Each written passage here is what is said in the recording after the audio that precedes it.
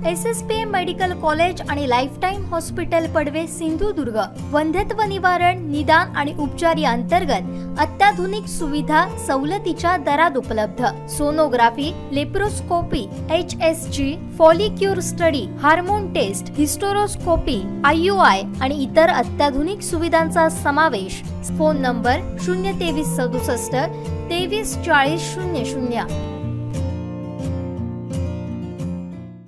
आंबोली जकातवाडी परिसरामध्ये गवताच्या गंजीला विद्युत वाहिनीचा स्पर्श झाल्यानं गवताच्या गंजी ट्रॉलीसह जळून खाक झाली आहे। सुदैवाने यात कोणतीही जीवितहानी झाली नाही, परंतु जवळपास 1 लाख रुपयांचं नुकसान झालंय।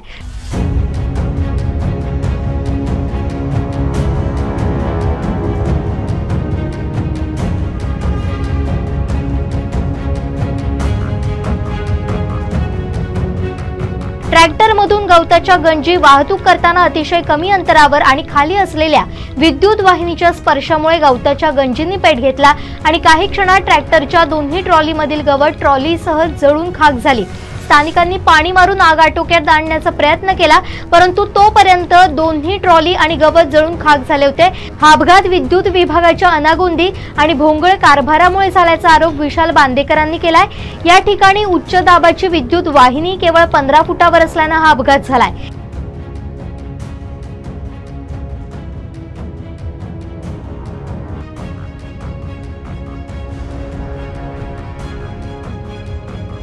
या ठिकाणी राहत असलेल्या रहिवाशांनी विद्युत वाहिनी उंच करण्यात याव्या अशी मागणी केली होती, परंतु त्या करण्यात आल्या नाहीत। त्यामुळे गेल्या 5 वर्षात अपघात हा दुसऱ्यांदा झालाय। याबाबतचा रितसर अहवाल संबंधित विभागाने पंचनामा करून नुकसान भरपाई द्यावी अशी मागणी स्थानिकांमधून होते। ट्रॅक्टरला लागलेली आग आटोक्यात आणण्यासाठी अरुण चव्हाण, विशाल बांदेकर, महेश नार्वेकर आणि इतर ग्रामस्थांनी प्रयत्न केला। यावेळी police head constable Dattatray Desai आणि पोलीस कॉन्स्टेबल नाईक उपस्थित होते।